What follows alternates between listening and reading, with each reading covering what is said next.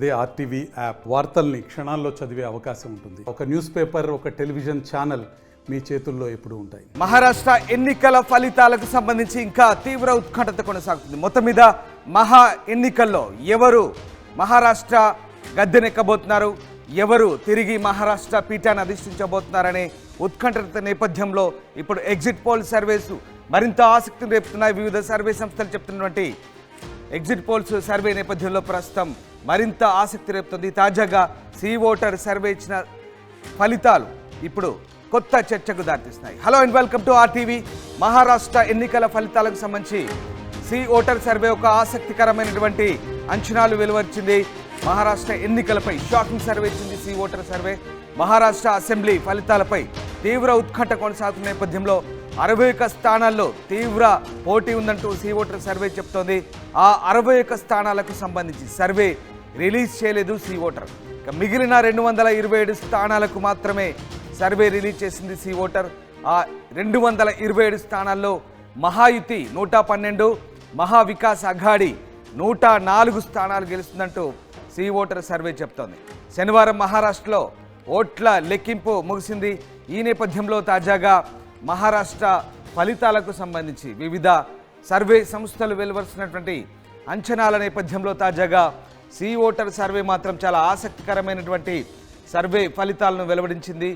ఈ 61 స్థానాల్లో దాదాపు 288 స్థానాలున్న మహారాష్ట్ర అసెంబ్లీకి సంబంధించి 61 స్థానాల్లో మాత్రం తీవ్ర పోటీ ఉంటుందంటూ సి ఓటర్ సర్వే చెప్తున్న పరిస్థితి కనబడుతుంది. ఆ 61 స్థానాలకు సంబంధించి సర్వే రిలీజ్ చేయలేదు సి ఓటర్. ఇక మిగిలిన 227 స్థానాలకు మాత్రమే సర్వే రిలీజ్ చేసింది. ఆ 227 స్థానాల్లో మహాయుతి 112, మహావికాస్ అఘాడి 104 స్థానాలు గెలుస్తుందంటూ సి ఓటర్ సర్వే చెప్తుంది. ఇక మహారాష్ట్రలో శనివారం ఈ ఓట్ల లెక్కింపు ప్రక్రియ ప్రారంభం కాబోతుంది.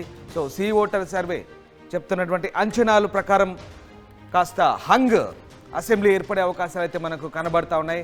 సి ఓటర్ సర్వే మిగతా సర్వేలకు చాలా భిన్నంగా సి ఓటర్ సర్వే మిగతా సర్వేలకు చాలా భిన్నంగా ఇక్కడ ఫలితాలు చెప్తున్న పరిస్థితి కనబడుతుంది. ఒకసారి సి ఓటర్ సర్వే చెప్పిన ఫలితాలు మనం చూద్దాం. మహారాష్ట్ర ఎగ్జిట్ పోల్ సంబంధించి ఎన్డీఏ కూటమి బీజేపీ అలాగే ఎన్సీపీ అజిత్ పవార్ ఎన్సీపీ అలాగే శివసేన ఉద్ధవ్ ఠాక్రే శివసేన ఉన్నటువంటి ఈ పార్టీ కూటమి ఎన్డీఏ కూటమి 112 స్థానాలు గెలుచుకునే అవకాశం ఉన్నట్టుగా చెప్తోంది సి ఓటర్ సర్వే. ఇక ఇండియా కూటమిలో ఐఎన్సీ ఇండియన్ నేషనల్ కాంగ్రెస్ అలాగే శరద్ పవార్ ఎన్సీపీ అలాగే యూబీటీ శివసేన ఉద్ధవ్ ఠాక్రే శివసేన పార్టీ కూటమిగా ఉన్నటువంటి ఇండి కూటమికి 104 స్థానాలు వస్తాయంటూ చెప్తున్నటువంటి ఎగ్జిట్ పోల్స్ ఫలితాల నేపథ్యంలో ఆసక్తికర ఫలితాలు అయితే వెలువరించింది. ఒకసారి మళ్ళీ మీకు చెప్తాను. సి ఓటర్ సర్వే ఇచ్చినటువంటి ఎగ్జిట్ పోల్స్ని మీకు స్క్రీన్పై చూస్తున్నారు.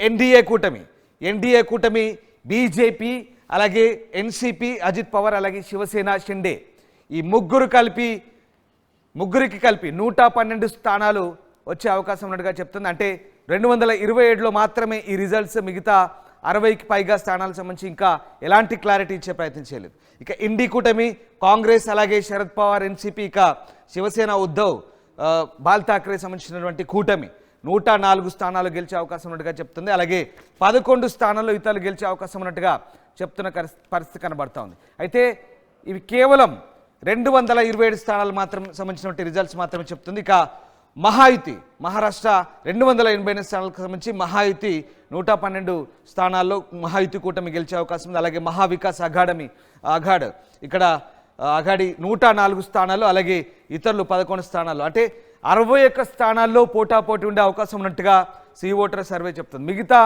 సర్వే సంస్థల అంచనాలు మాత్రం భిన్నంగా ఉన్నాయి. దాదాపుగా ఎన్డీఏ కూటమి అధికారంలోకి వచ్చే దిశగా ఉన్నట్టుగా దాదాపుగా అన్ని సర్వే సంస్థలు మెజార్టీ సర్వే సంస్థలు చెప్తున్నాయి. కొన్ని సంస్థలు మాత్రం కాంగ్రెస్ కూటమికి అనుకూలంగా చెప్తున్న పరిస్థితి. కానీ ఇక్కడ ఈ సి ఓటర్ సర్వే మాత్రం చాలా భిన్నంగా రిజల్ట్స్ ఉండే అవకాశం ఉన్నట్టుగా చెప్తోంది. 61 స్థానాల్లో పోటాపోటీగా ఉండే ఛాన్స్ ఉన్నట్టుగా తెలుస్తుంది. సి ఓటర్ సర్వే చాలా ఖచ్చితమైనటువంటి ప్రమాణాలు పాటిస్తామంటూ చెప్తుంది. బట్ ఇక్కడ ఈ 61 స్థానాలకు సంబంధించి ఎందుకు ఒక అంచనాకు రాలేకపోయింది, ఎందుకు ఆ ఫలితాలను కరెక్ట్ ఓటర్ నాడిని పసిగట్టలేకపోయిందనే అంశాలు మాత్రం ఇప్పుడు ఆసక్తికర చర్చకు దారితీస్తున్నాయి. మరి సి ఓటర్ చెప్తున్నటువంటి ఆ 61 స్థానాల్లో నిజంగా అంత హై టెన్షన్, అంత ఉత్కంఠ కొనసాగితే ఆ 61 స్థానాల్లో బొటాబొటీ మెజార్టీ కనుక వస్తే ఏం జరగబోతుంది?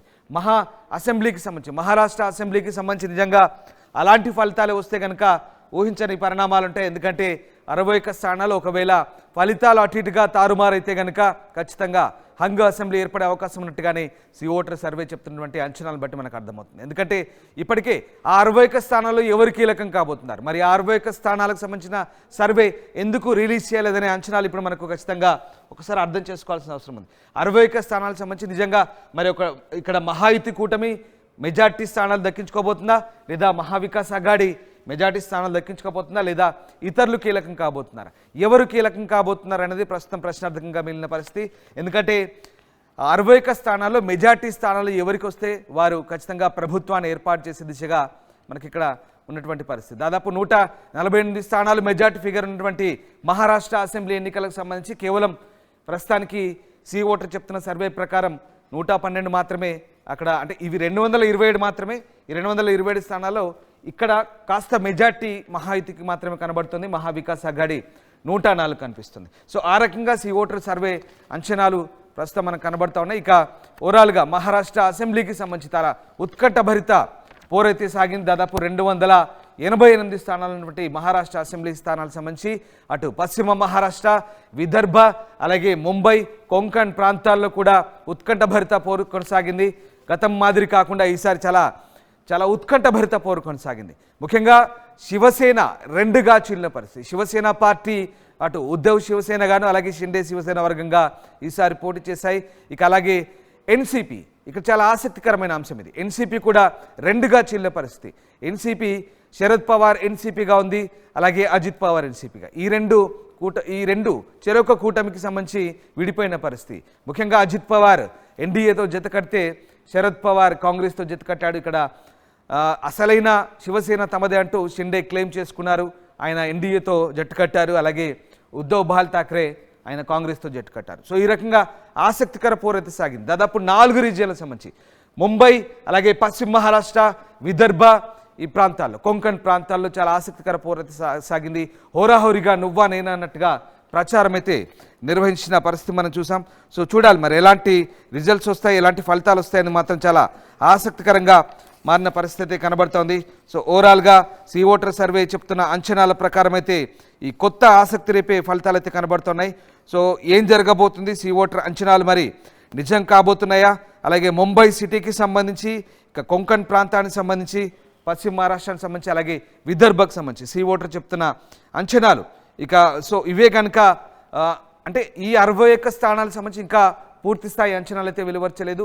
ఆ 61 స్థానాలకు సంబంధించి మరి సి ఓటర్ ఎప్పుడు సరైన అంచనాలు వెలువరుస్తుంది? ఎందుకంటే శనివారం నాడే పూర్తి స్థాయి ఓటర్ లెక్కింపు ఉంది కాబట్టి ఇంకా దానికి పెద్దగా వెయిట్ చేయాల్సిన అంశం లేదు. శనివారం నాడు పూర్తి స్థాయిలో బ్యాలెట్ ఎవరి వైపు మొగ్గు చూపుతుంది, ప్రజలు ఎవరి వైపు మొగ్గు చూపారు, ప్రజల నాడి ఏంటనేది ఉదయం దాదాపు మధ్యాహ్నానికల్లా ఒక ట్రెండ్స్ వచ్చేస్తే ఖచ్చితంగా మహారాష్ట్ర పీఠాన్ని ఎవరు అధిష్ఠించబోతున్నారు, మళ్ళీ మహారాష్ట్ర ముఖ్యమంత్రి స్థానంలో ఎవరు కూర్చోబోతున్నారు, అంటే ఇక్కడ కూటములుగా పోటీ చేసే కాబట్టి ఖచ్చితంగా ముఖ్యమంత్రి అభ్యర్థి ఎవరనేది ఎవరు సరిగ్గా చెప్పలేని పరిస్థితి. సో ఏ కూటమి అధికారంలోకి వస్తుంది, సో తర్వాత జరిగే రాజకీయ పరిణామాల నేపథ్యంలో ఎవరు ముఖ్యమంత్రి పీఠాన్ని అధిష్ఠించబోతున్నారు అనేది మాత్రం ఆసక్తి రేపుతున్న పరిస్థితి. సి ఓటర్ సర్వే మరింత ఉత్కంఠతను రాజిస్తుంది, మరింత ఆసక్తిని రేపుతుంది. సో మిగతా సర్వేలకు భిన్నంగా వచ్చినటువంటి ఈ సి ఓటర్ సర్వే మాత్రం ప్రస్తుతం కొత్త చర్చకు దారితీస్తుంది.